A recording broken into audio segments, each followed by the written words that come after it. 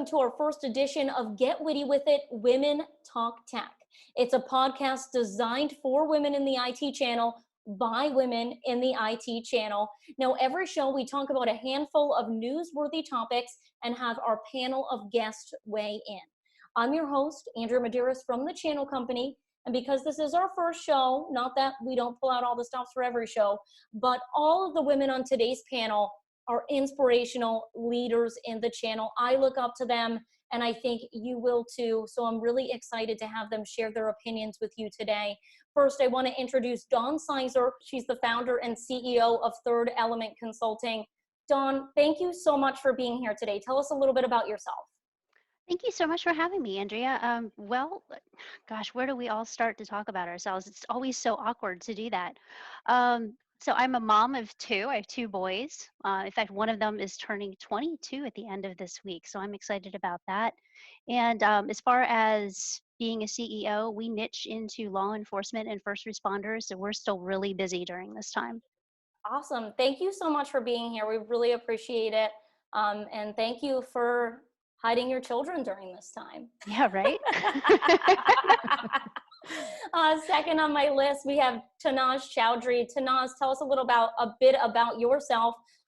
You're the president of a company as well. Tell us a little bit about that. Well, I'm a serial entrepreneur, and it's only taken us 2 decades to be an overnight success. So we specialize in the SLED space and enterprise space as well. And this has been a busy time for us, but when I'm not busy, working on the tech company, I'm busy also with my hands full. I have 2 teenagers, and if I'm any indication, they're as rambunctious as can be. But yeah, so between that and a little bit of social civic work that I'm involved in, it keeps me busy. Definitely, I can imagine. And then we also have Allison here today. Allison's also from the channel company. She's an event director of ours. Allison, tell us a little bit about yourself. Hi, of course, I'm the event director for Women of the Channel. So we run at the channel company a portfolio of events for women in the technology space, IT channel, and it's really bringing everybody together to share and learn from each other. So I'm really happy to be the orchestra of that and bringing women together. And then on the side, I am a yoga instructor. So I'm happy to be able to bring that to others as well. Yeah. Awesome. Again, thank you guys all for being here, or shall I say ladies all for being here. I guess I'll tell a little bit about myself as well.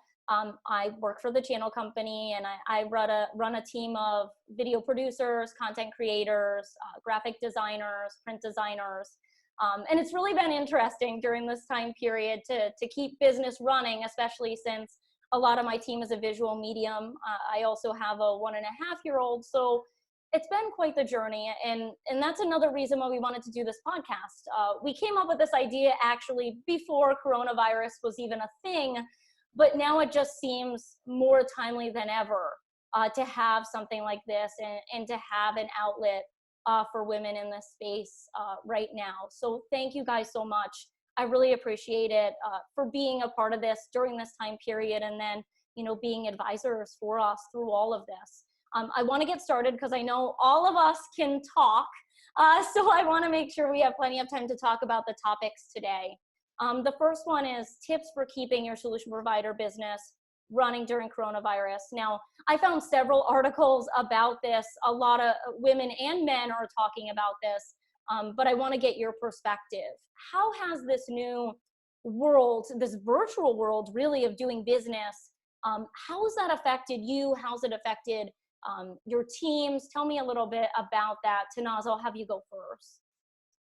Absolutely. So we've always been in kind of a virtual as well as in a hybrid environment, on-site as well as virtual.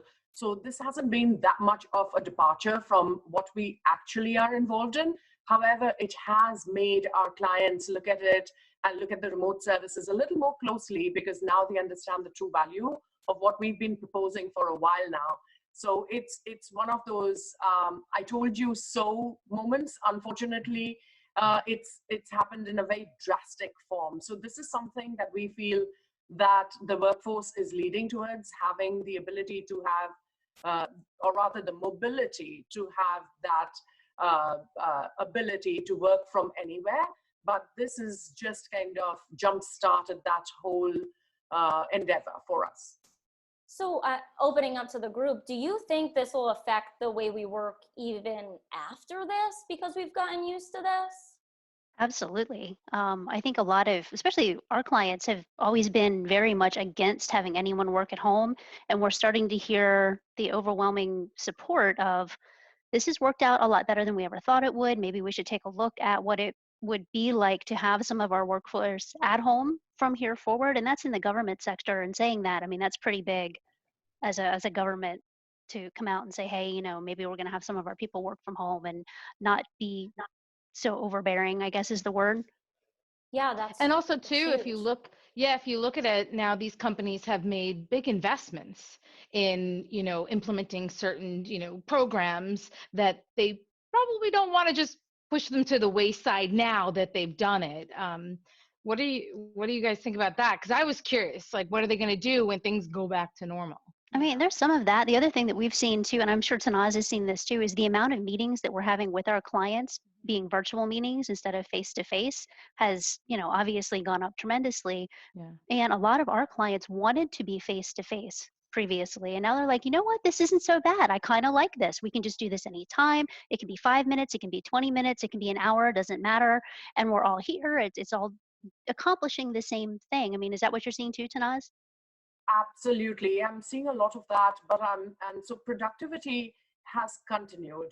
However, I do want to bring across a different perspective, and that is the collaboration that the offices have when you are in person, and the energy that you have cannot be duplicated. No. So I do feel that even though the emphasis is going to be on continued remote access availability, I think the idea of teams collaborating one-on-one is going to be extremely significant after this pandemic, is behind us, and the value of the human interaction that cannot be replicated. I think these two things are going to be the two top winners. Is yes, we can do this remotely, and we'll begin to appreciate more when we do have in-person collaborations with people and respect more the human element of it. And Do can you you think speak to, oh, sorry about that. Can you No, guys speak to, I think we talked the other day, and something that was really interesting about communication that came out of this, and what others could possibly learn from, is those barriers coming down. Can you speak to that? The idea of people who didn't really open up to you before seem to be opening up to you. And that's huge. Can you speak to me a little bit about that? Absolutely. So again, going back to the human interaction, the human connection rather, we've noticed that very hard-nosed clients who previously did not have much of I won't call it small talk or banter, but even conversation, and would stick very much to the topic, be very kind of focused on what the needs were and what the resources for that could be provided from us, have now added a human touch to their conversation. And I feel that people have realized that man is not an island. We do need to come together as a community. And I think the value in one of us is the value in all of us. Dawn, have you saw that too? We have. I mean, it's the same kind of thing, because you're not in that situation where you are person to person anymore. I think people are opening up a little bit more to experience that human connection that we're kind of all missing, because there are no handshakes. There's no way to touch. There's no way to, be demonstrative the way that we were previously, to be able to say, yes, I'm human, you're human, let's all get together in a space and share that. And we can't do that anymore. So a way to do that is to open up and be a little bit more friendly. And also too, we're now being, open to coming into people's homes, and you're seeing their kids or their animals, or just seeing them in a different element, which allows them to be a little more vulnerable and open up. So you, like you said, it's that human element that you're getting to see, that side of people. Well, Yeah. you're kind of seeing our homes, right? I mean, this isn't really what my house looks like. This is a lot nicer than my real house. Where I do not live in the backyard either. But we get to have fun with it too, right? As Exactly. we've gone like through the weeks, people have like started using these virtual backgrounds. Companies are doing these like little happy hours, and people are putting their favorite things behind them. My hands are disappearing. But we're kind of having fun with it. There's been some positives that have come out of this moment in time. Yep. Would you agree? I'm again, I keep going back to this. I'm a big people person, and what I've realized through this, isolation process or quarantine process or stay in place, as they like to call it, to sound a little less drastic, I've realized that I'm an extreme extrovert, and that people make my world go around, the good, bad, and the ugly, all three of them. I need all kinds of them. And I just find it so amusing and yet so sad that it took this level of cut off from your natural routine to be able to determine that. But we've never had something like this in our lifetime, and we probably never will again. And I hope we never will again. Me too. Yeah. Yeah. I mean, commenting on that, I mean, I thought I was an introvert previously, and I found out that I am not as much of an introvert as I thought I was. So, and I'm sure everybody else out there in the IT space is going, yeah, I thought I was an introvert too, until I've been alone now for how many days, and it's slowly driving me mad. So. And Allison, you're used to being, I mean, you're in events, so you're used to being surrounded by so many people and traveling. Tell us about this journey for you, and then also what an events business looks like during this time period. Absolutely. So for me, day to day, I work remotely. So this on a day to day, that hasn't changed. And I've been outwardly trying to reach out to people that it hasn't been the norm for, and just knowing that, helping in that way, in that aspect. But my day to day has changed in building out my events. So we actually have postponed two of the Women of the Channel events that we had slated on the calendar. One that we were supposed to run the beginning of April, and then our Women of the Channel Leadership Summit West event that was supposed to happen in May. And as a team, you come together, you get a core group of people that assess the situation, listen to what is being told to the overall, community, overall country, of what needs to be done, and then taking the necessary steps. So when we knew that the first event wasn't going to happen, we had to put that crisis communication plan together and figure out, who is the first in line to reach out? What are all the steps that need to happen to make sure that we're communicating that out to everybody, that everyone understands that obviously this is for the health and the safety of all those involved, for the people that work, for the channel company, for our clients and customers. And then the next steps in the planning phase is, when can we get this back on the calendar, working with our speakers, working with hotels, and all of the different pieces that go into putting an event together. And you guys are actually pivoting a little bit too, and offering some new ways for your community to get together, right?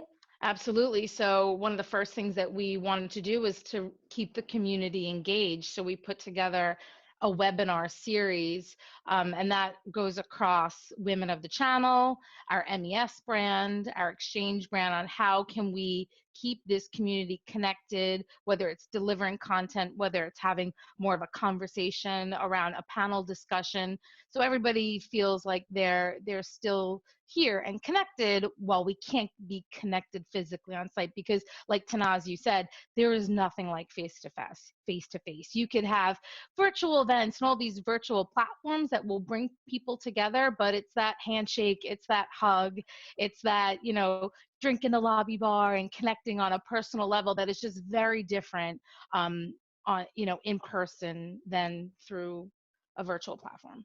I'm gonna hug you guys so hard the next time I see you. But I am 4'9.5", so it's you're gonna have to bend down. But it's gonna be great. No, I won't. I'm not that much taller than you are. It's okay, ladies. I can sit down and you can stand. I'm 5'11". Oh no. Great. My husband's like, you never want to hug, and I'm like, well, maybe if you like are on your knees, it'll be better, because it's like I can't be like this. We could talk about communication all day, every day, but I want to make sure we also touch base on security during this time period and what your companies are doing as far as security goes and what that means. Dawn, do you want to start? Sure. I mean, we've done everything from webinars to make sure that people are still educating their staff, because you still need to do that when you're at home. Make sure that, even on their personal side, yeah, it's something we didn't talk about previously, but because they are working from home, they might be using a PC they would normally wouldn't do. So we talk about that. We're rolling out a new line of products that do address that particular thing. So we don't want their personal PC to be unsecured, and especially if they're, logging into anything from the office on their home PC. And then, are the normal things that we would do day to day cybersecurity wise, whether it's, an MDR situation or, whatever else that we have going on. But yeah, still educating, still doing what we need to do, and still rolling out product. Awesome. Absolutely. And I'll just back Dawn up on that. And security has been our first focus. So yes, connectivity is important, but connecting securely is more important than just connecting. If Yep. it was a matter of just connecting, you could pick up your phone and get on a conference call. But if you are going to allow access to people into different machines and different areas of the business, then the right security permissions have to be set, the right systems have to be in place for that to be invoked. And we have stressed the security aspect, especially more to all our clients, because we work in the law enforcement space so actively that we are already using the same best practices all across the board, and using those same platforms that we would, just to give our clients the best support during this time, but at the same time, the most secure support, Right. more than anything else. And with law enforcement, we all have that same compliance issue and things like that, that we all have to be dotting our I's and crossing our T's. And, so yeah, I'm right there with you. With that Yeah, said, we already have a problem. We don't create another one. So, Yeah, so right? hopefully, clients that yep. So just as everybody is working from home, so are the hackers. And so we just want to be sure that we have, again, the compliances and the best practices in place, like Dawn said. Security being one of the challenges that we're dealing with, what is another challenge that you've dealt with as a company, and how have you been able to work through that and ultimately been successful there? Do you want to start, Tanaz? Sure. For us, it has been resource management. So being a company that kind of doesn't like to bench its resources, what we have done is we've always had the right amount of people for the right amount of projects. Having to amp that up and suddenly create resources at the drop of a hat has been one of our biggest challenges internally. And again, it has to be the right resource for the right reason, for the right purpose, with the right price, for the right client. So it's multifaceted when we talk about resources. And it's not just the human resource aspect, it's also the products and services that we are going to offer date forward. And when I say date forward, this started for us a month ago. And even though it's not new to us, just creating the right packages for the right clients has been a little bit of a challenge, and then getting them to understand why these measures need to be put into place. Surprisingly, that has been the easy part of it, which was, originally that used to be the struggle, but now it's just getting the right products and the right resources. So it's all about, the people, the process, and the product, and all three have to come in alignment in this case to make the package right. Dawn? Yeah, I mean, I could say the exact same thing, but that would be silly. So, I mean, absolutely. I mean, we literally just started a new guy 2 days before all of this went down. So I hear you on the resources issue. And it was a whole lot of like, hey, welcome to the club. The club is shutting down, but we're going to send you home. And here's your, package of things that I want you to work on and, that kind of thing. So we've been juggling that a little bit. We've been juggling product from the standpoint of, we're readdressing our tech stack as we go through here because we have a couple extra minutes every day to do that. And then the other thing is addressing product with clients that, we've been telling you for years, we need you to do X, Y, Z. And they're like, yeah, it's not in the budget. It's not here. It's not there. And they're like, hey, remember that thing that you were telling us about? We need to do that. So yeah, I mean, it's the same kind of things. And I'm sure everybody is dealing with the exact same issues, the I told you so's that have now come back around and they're like, yeah, okay, we hear you now. We're actually going to do this, which is good. I just wish they would have done it 6 months ago. Correct. Allison, Yeah. what about you? Any challenges you're facing on your side of things? You already talked a little bit about that, but anything else you wanted to talk about? I would just say right now it's us just as a whole, whether it's the sales team, my operations team, just being very understanding of where people are at right now, because there is a lot of uncertainty and unknown. So for people to jump right back into events, there is a lot of caution right now, and the team is being very understanding, very, very careful, and just to be honest, it's just reaching out to the customers and clients and saying, how are you?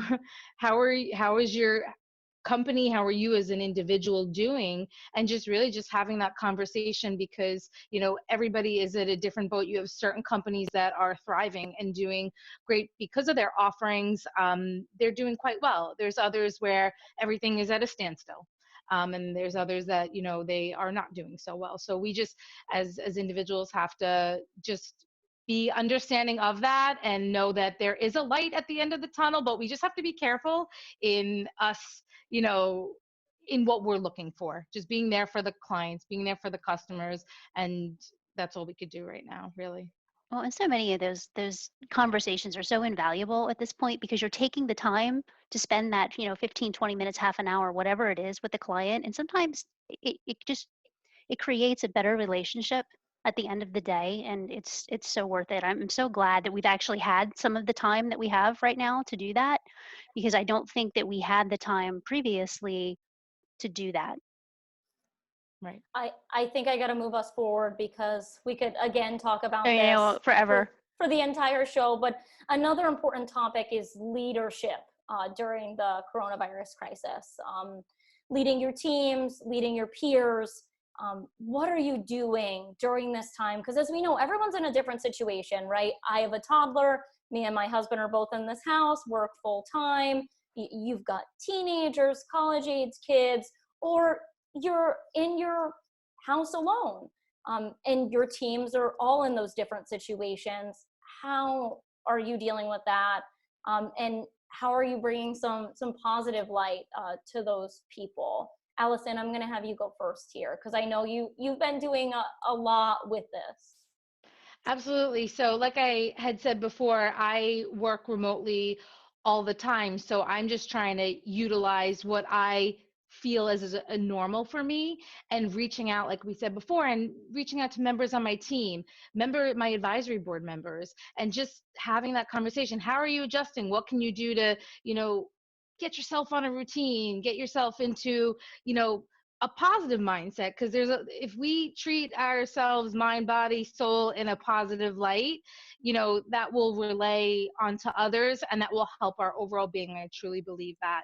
So I love bringing the advisory board together so they could just have that conversation. How are you doing? What are you doing? So just being able for people to talk about it, talk it through, maybe get some ideas that they can then bring to their teams, to the people that they manage day to day. So I think it's important just to provide the platform for people to have that conversation and talk it through. Also too, just I teach virtual online yoga sessions, and I brought that now to the company and offering that because people are getting antsy, people are stressed, and you have to be able to take the time for you, because if you're doing good as a person, if you're doing good for you, then you'll just help others, in your life. And that's grown. You had just a few people on the first one, and I know a lot of people on my team have loved it. It's a great Yeah. idea on your part.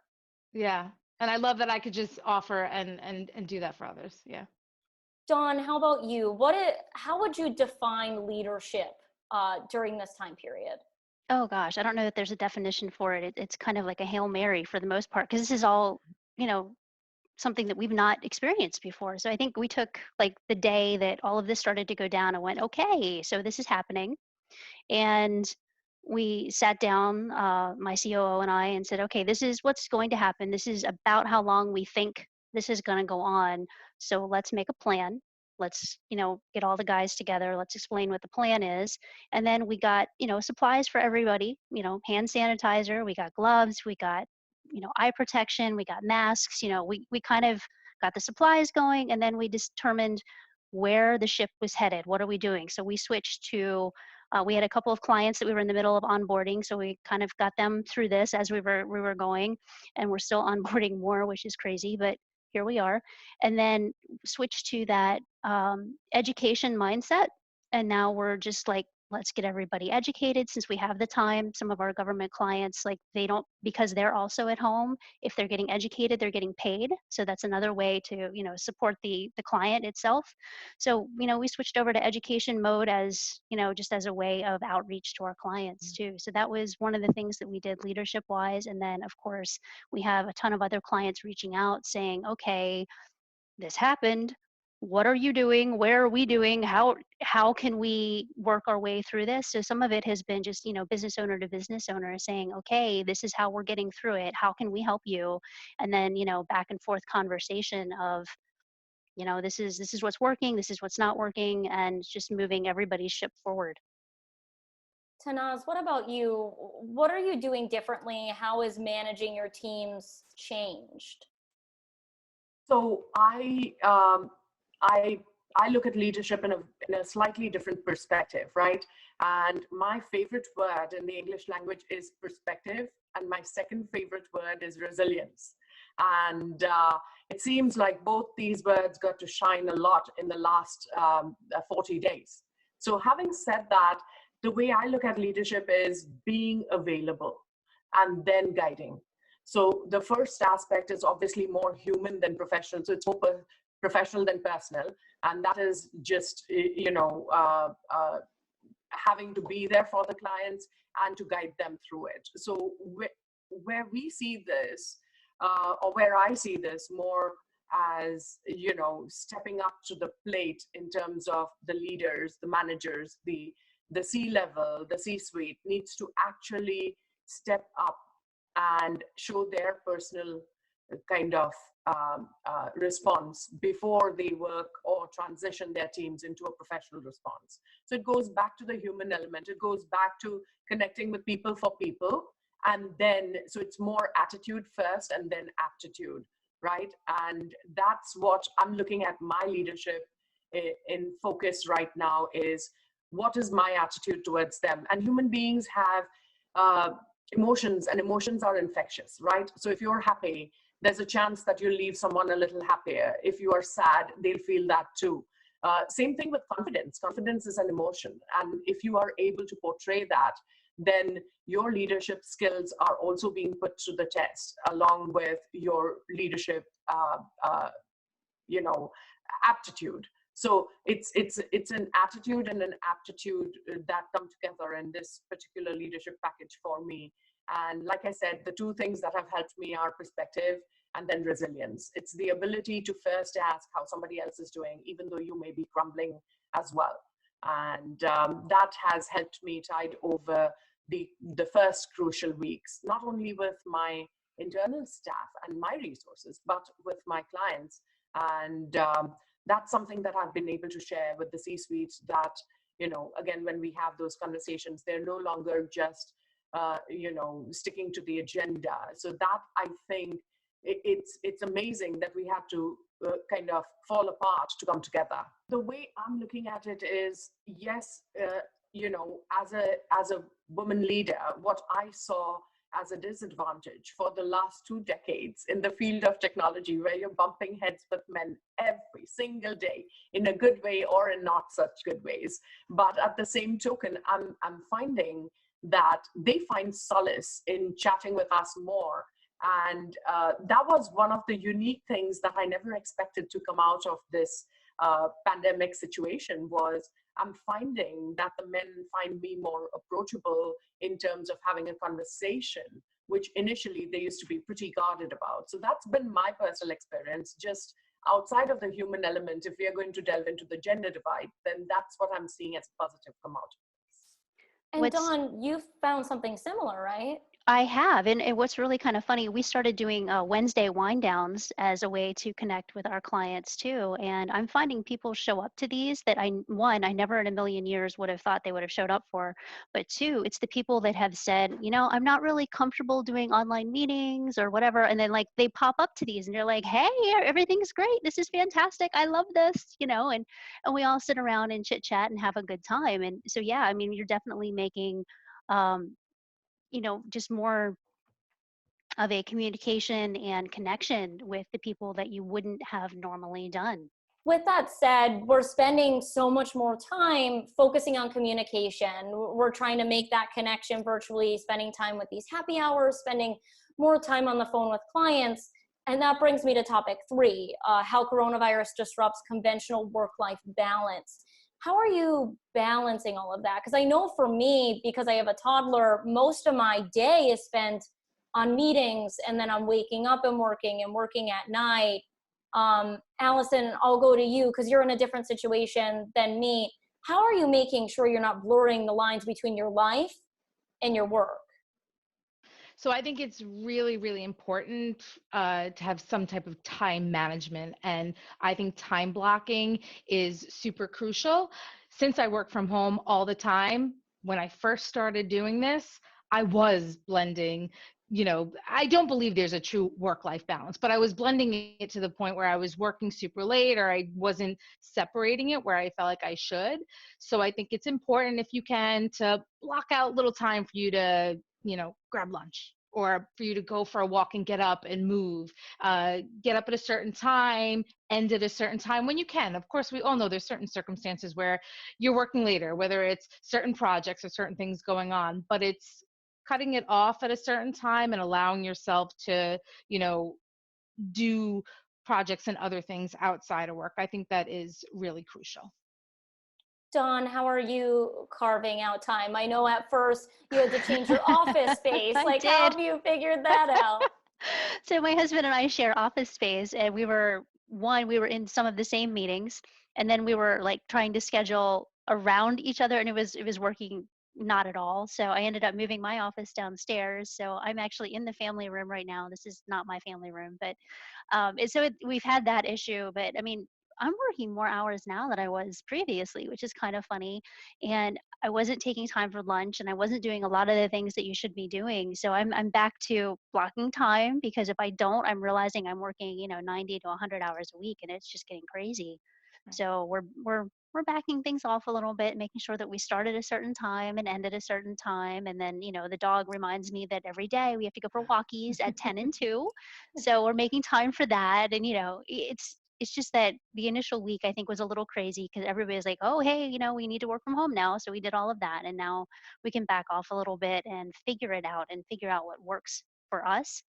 Because there's actually like a mindset that you get into when you leave the house in the morning. I'm going to work now, and I'm coming home now, that you don't get, because it's not like I'm going to the office because I'm going literally to the next room, or I'm leaving the office because I'm really not, because I'm still here. So it is hard to separate that. And they say once we get used to it, it'll be over. I mean, I guess that's still a good thing, but. Yeah. But I like working from home, I had to establish that routine. So it was get up, go for your walk, shower, get ready, and then sit down and work. So even though I'm not leaving to drive into an office, I still have that routine in the morning, because I think it's healthy too to Yeah, get up and definitely. make that routine for yourself. Yeah. Tanaz, what about you? For us, it has been a challenge, but not as grave as Dawn and her husband's, because Chesley still gets to go to the office because everybody else is remote.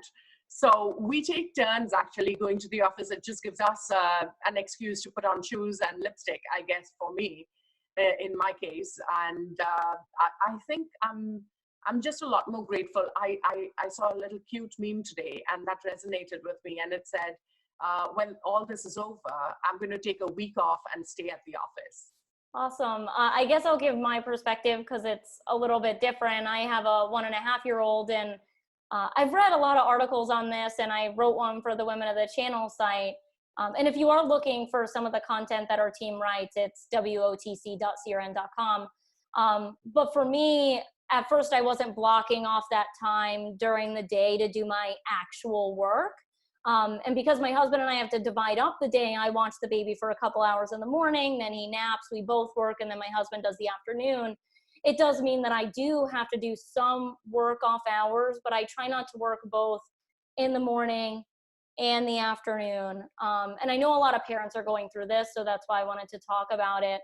But every day does still feel chaotic. And I think that's okay because of the situation that you find yourself in. But I will say it is valuable. I'll try to, before I even enter that week, put a block of 2 hours in my calendar where I can do my own work, because otherwise all of that time, I'm sure, as you guys have dealt with, it fills up. Absolutely. So for us, I've been doing more Zoom meetings and more of the online conferences, and just actual work gets pushed behind, because I find myself in back-to-back meetings, and then everything's left over from every meeting to be accomplished. And that has totally messed up with the work-life balance that we had. Like, the discipline of getting to work and being there at the office and then actually leaving doesn't exist today. So that has been a little bit of a challenge for us as well. Totally agree. And I don't really know the answer. I think that's why there's so many articles out there entitled things like "Parents are not okay." But I think we all have our own struggles that we're fighting through. But there are some positives coming out of this that you ladies have all talked about. The pros that we're getting as women in this male-dominated industry, the things we're able to leverage at this unique time. You talking about some of your male colleagues or even clients opening up to you in ways they haven't done before. I think it's important to look at those moments too. Another thing I do want to touch on before we go, and I know we're running out of time, but like you said, we're in and out of meetings. And then when we're not in meetings, we're figuring out ways to follow up on those meetings, either circle back with the people we talk to, work on those deliverables and those action items. But how are you still finding time to innovate during this time period, coming up with new products? Where are you finding the time to do that? Because I'm sure a lot of our audience is wondering. So I'll jump in and go first. I mean, I'm literally deciding that, okay, these are the products that we have. We're going to evaluate our tech stack. We're going to evaluate these particular things. And we always have a meeting on Fridays anyway. So we're taking some of that meeting time and talking to different vendors and reevaluating and making sure that we have the right products for us. So we have some time that we normally would have scheduled anyway, and we're just using it for some different things. And then, any other time that we have available, they're like, oh, look, somebody has an hour, let's schedule that. Because, they don't have anything better to do than to take a look at things that, I want to look at or somebody else wants to look at. So yeah, I think there's probably a lot of that going on for everybody. And I think I've also decided that I'm just going to hire Allison, and she's going to come schedule my time for me because she's much better at this than I am. Let's all hire Allison. Right? You don't have to do events anymore. Don't tell Bill I said that, but we need your help. I'm a third-party consultant. This is moving Nice. forward.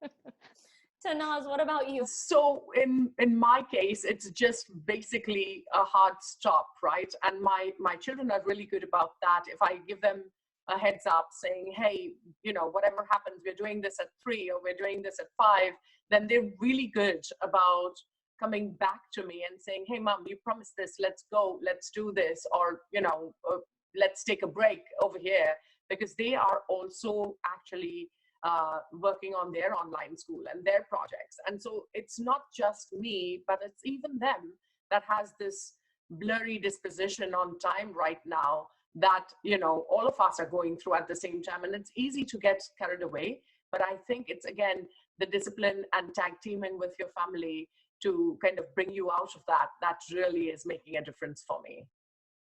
Yeah, how do you deal with that part, the managing their schoolwork and the virtual learning while also running your company? For me, Very carefully. yeah, for me, my son's always been in cyber school. So this is nothing new for us. This is kind of like old hat. The biggest thing right now for us is he's learning to drive, my youngest one. So on the plus side, there's not many people out driving. So when I take him out, I'm not like gripping the seat quite as hard as I used to be. So there's that. For me, it's just, again, keeping tag teaming with the family, keeping everybody looped in. Hey, I'm doing this. I'm on a podcast. Y'all better not show up downstairs when I'm working on this. And vice versa. They let each other know, hey, we're on Zoom calls. This teacher is on at this time. So they've actually been a little cute about this, where they sit in on each other's classes.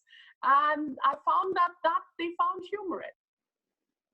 That's the most adorable thing ever. Almost as adorable as the time that I was holding Elmo's hat on and trying to type to the people I manage at the same time. I wanted to leave on just some advice that you would give to other solution providers or even end users, CIOs. What advice would you give during this time period? Allison, I'll have you go first. I would say to be honest, just reaching out to your customers and clients and just checking in, because everyone has a mixed bottle or bucket of emotions right now. And as much as it's moving the business forward and keeping the lights on, like, we have to make sure that it trickles down. And for whether you're a solution provider, CIO, those that are customers of the channel company, it really is, as Tanaz and Dawn both have said, it really comes down to the human element. And it's just reaching out, making sure that individuals, you're okay, as a company, you're okay, you're getting by. And it will all get worked out. The timing, we don't know when that's going to happen, but we will move forward. So it's just keeping those relationships strong and doing what we can as individuals and as our companies to help keep chugging, making that train keep going. Dawn, a quick message from you to other solution providers and others in the industry?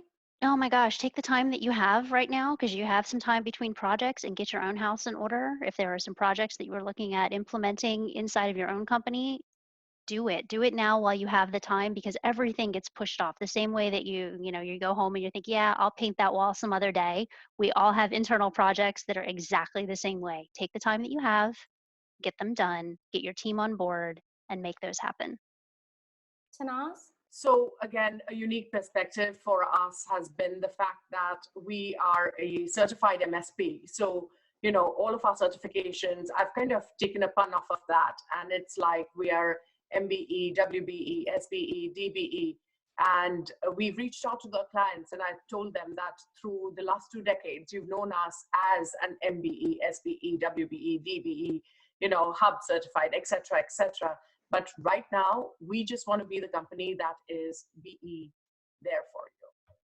So we just want to be there for you. If there's anything we can do, we're all in this together. No decent ask is,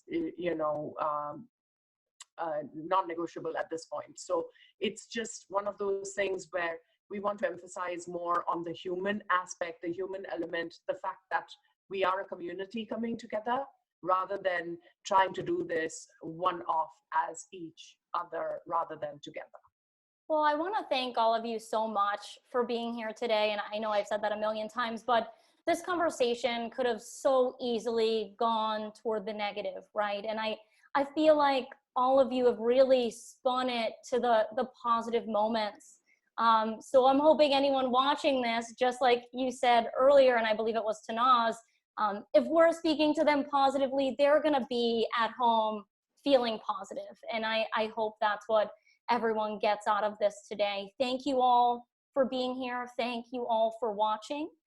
Get Witty With It is a production of the channel company, the parent company of CRN, and is an extension of our Women of the Channel newsletter. To find more of our content, our podcast and our newsletter content, you can go to wotc.crn.com.